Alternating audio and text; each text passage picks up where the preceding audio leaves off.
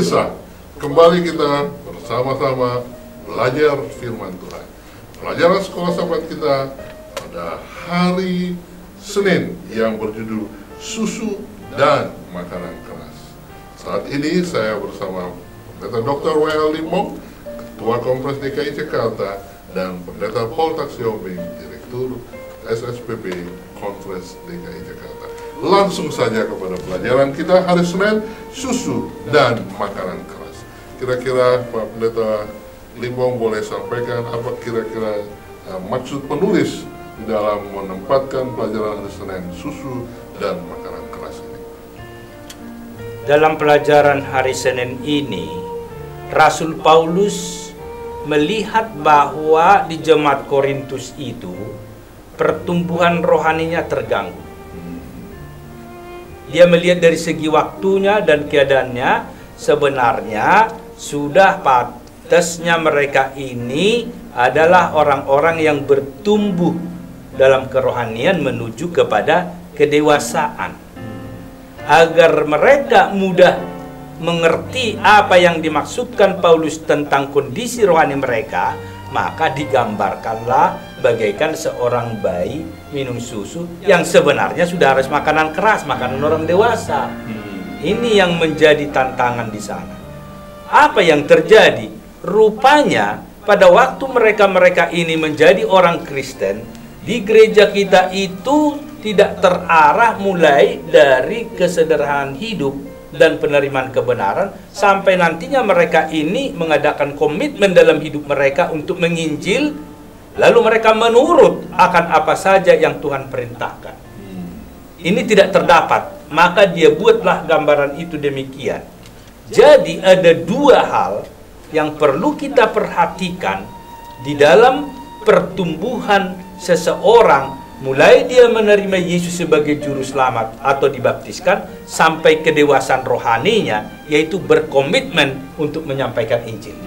Yang pertama ialah bagaimana sebenarnya di dalam gereja itu, sikap gereja itu, pelayanan gereja tadi terhadap orang-orang yang baru dibaptis ini.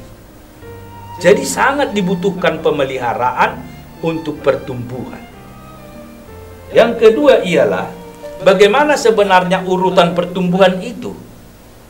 Jadi harus terlihat dari waktu ke waktu sudah ada meningkat pertumbuhan itu.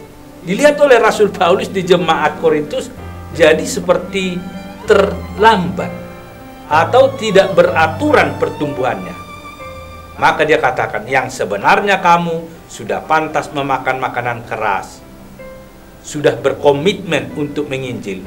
Sekarang kamu mau harus pelajaran-pelajaran yang sangat sederhana saja pun kamu masih tunggu-tunggu. Oh, berarti kita saat ini diajak untuk mempelajari strategi penginjilan daripada Paulus. Ya begitu Pendeta Siombing. Ya.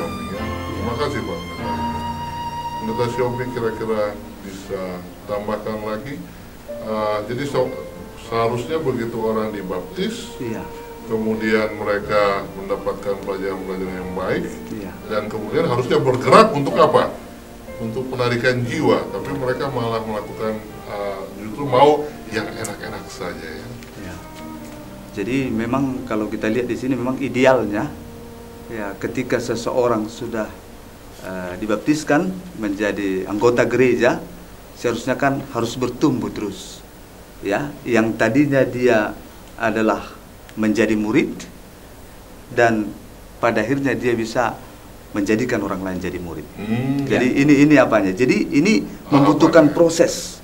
Itu sebabnya perencanaan di dalam di dalam jemaat itu perlu ada apa? Ada perencanaan yang berkesinambungan. Ya, ada jangka pendek, jangka menengah, jangka panjang.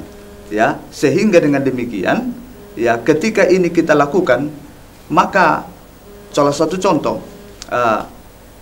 di gereja kita, begitu mereka dibaptiskan, jangan dibiarkan mereka hanya begitu saja datang ke gereja, kemudian datang Rabu malam, pulang, hanya itu saja. Tetapi perlu ada juga ya salah satu bagian yang sering kita lupakan adalah pelatihan untuk melatih mereka. Ya, kalau tadinya bagaimana mereka dijadikan jadi murid, maka mereka harus dilatih, ya, direncanakan pelatihannya untuk memuridkan. Ini menarik. Itu dia. Kita memuridkan. akan bahas selanjutnya.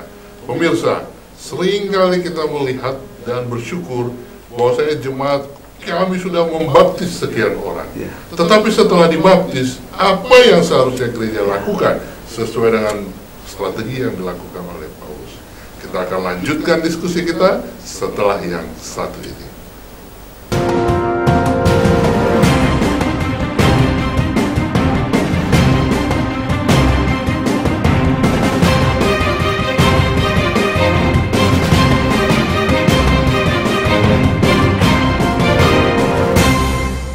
Saudaraku, pada masa sekarang ini, di zaman dunia dengan begitu banyak krisis yang terjadi, kita memerlukan sebuah penuntun, sebuah buku yang akan dapat mengungkapkan kepada kita rahasia-rahasia yang terjadi sebagai sumber krisis itu.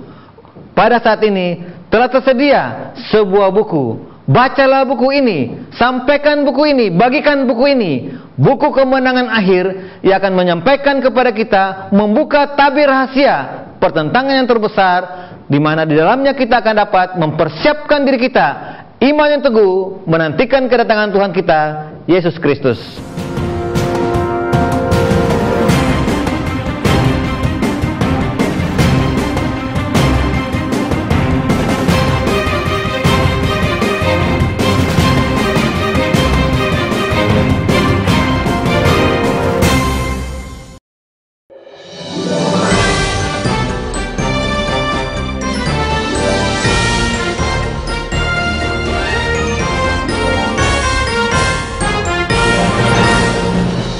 Pemirsa, baku dapat ulang dalam program ini.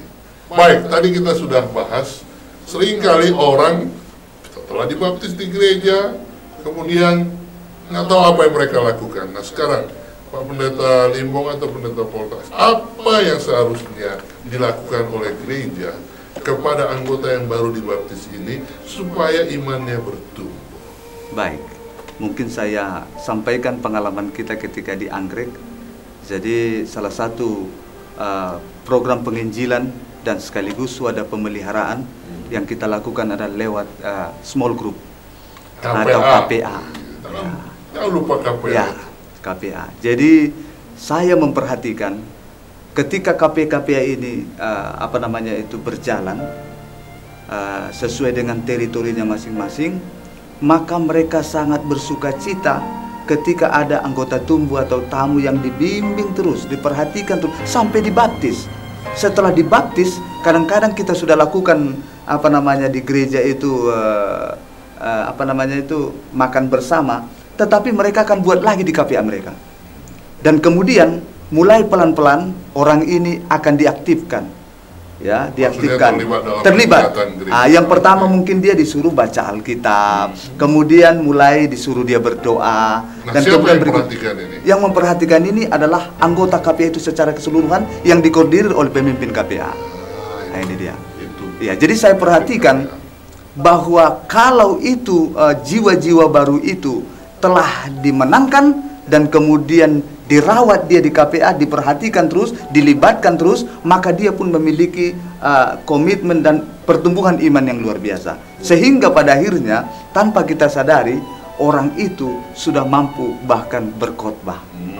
Nah, itu dia. Mungkin saya tambah Pak. Jadi di sini sebenarnya perlu setiap gereja memberikan perhatian yang sangat besar kepada seorang yang baru dibaptis tadi, karena mereka kan masih bayi, butuh susu, maka dibutuhkan pengasuh rohani. Dalam bentuk lain ini yang disebut mentor. Dalam waktu tertentu, Gereja Maseton hari ke-7 merekomendasikan supaya setiap orang yang baru dibaptis di dalam gereja kita hendaknya disuruh seorang yang paling dekat dengan dia untuk menjadi mentor atau bapak rohani ataukah pengasuh rohani. Sehingga waktu demi waktu orang ini akan dibimbing, orang ini akan dituntun untuk melayani. Sehingga dia akan mampu bersaksi kepada orang lain atas kasih karunia Tuhan, keselamatan atau Injil yang dia dapat itu. Menginjil ada programnya, memelihara anggota juga ada programnya. Tapi sepertinya ini memang harus dibicarakan secara tuntas, karena seringkali ketika dibaptis, siapa bapak rohaninya, siapa ininya, tapi setelah waktu berjalan mereka sepertinya hilang, nggak ada yang pernah. Mungkin perlu saya tambahkan, Pendeta Simorangkir.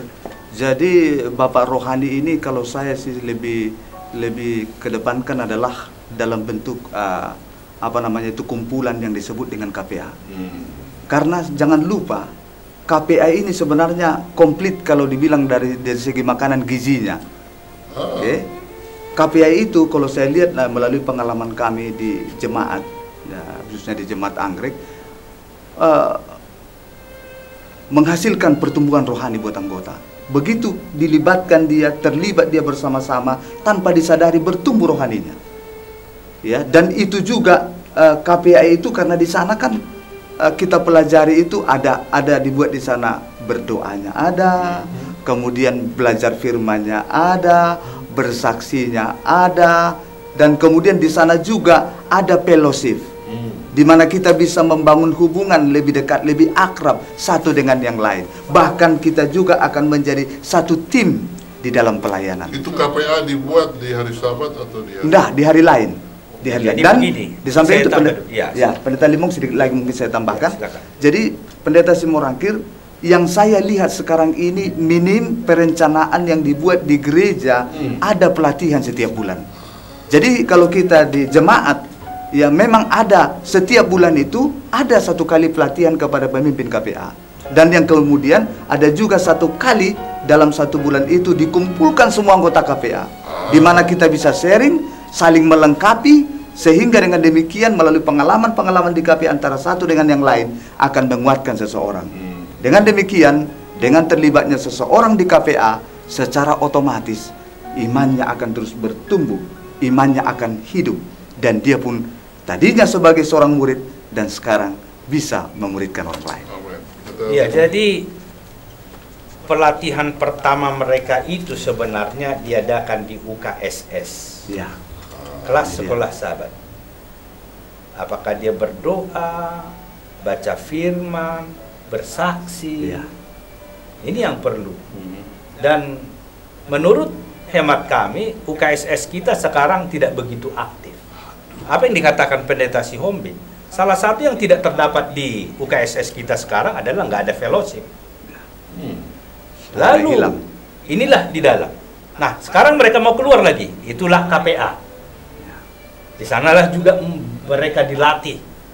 Sehingga paling sedikit di dalam 1 minggu itu mereka mendapat 2 kali latihan. Ya, sangat efektif sekali kalau setiap anggota gereja Advent, anggota sekolah sahabat itu aktif di sekolah sahabatnya, lalu aktif lagi di KPA-nya, maka pertumbuhan rohaninya akan pesat. Amin. Wow, luar biasa. Pemirsa, kalau Anda tidak mau kecewa seperti Paulus, di mana jemaat yang Anda layani masih mau minum susu terus padahal seharusnya makanan keras, maka Anda pastikan harus ada rencana kerja, program yang dimulai dengan UKSS yang aktif, kemudian ada KPA, tapi semua itu tidak akan berjalan kalau tidak ada pelatihan, begitu Pak ya? Harus ada pelatihannya. Dan di dalam hal melatih itulah otomatis jiwa baru itu kan apa? Dilatih, dan 1 tahun mereka akan bisa menjadi jiwa-jiwa yang aktif, tidak jadi beban lagi bagi kita. Amin. Luar biasa. Mudah-mudahan ini jadi berkat bagi gereja-gereja kita. Iya.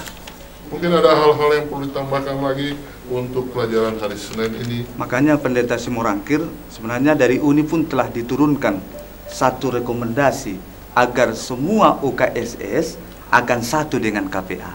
Puji Tuhan. Nah, kenapa?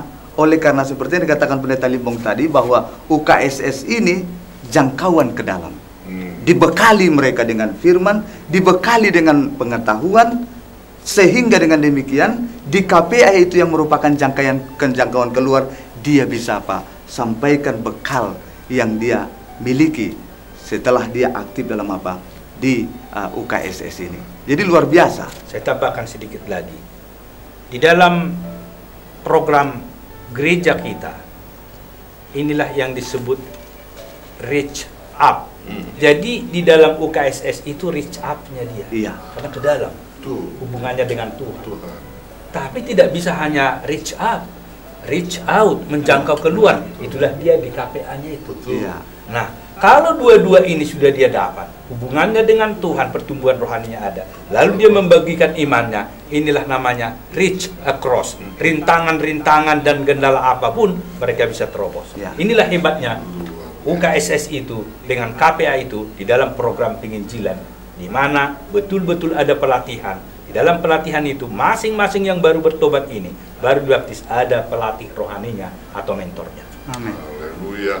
Puji Tuhan, pelajaran hari Senin mengingatkan kepada kita, mari kita hidupkan kembali UKSS tersebut untuk menjaga dan memelihara anggota kita. Tidak hanya minum susu, tapi bisa makanan keras. Tidak hanya dilayani, tapi juga akhirnya bisa melayani. Mengapa tidak pada saat ini, hai pendeta dan ketua-ketua jemaat, mulailah evaluasi, aktifkan kembali UKSS Anda, dan jadikan UKSS itu menjadi KPA, dan selalu buat pelatihan Amin. rutin. Undang pimpinan-pimpinan kita dari konferensi, dari uni, bahkan divisi untuk membuat pelatihan. Saya percaya jemaat kita akan bertumbuh sesuai dengan harapan. Semoga ini dapat menjadi berkat. Tuhan memberkati kita. Amin.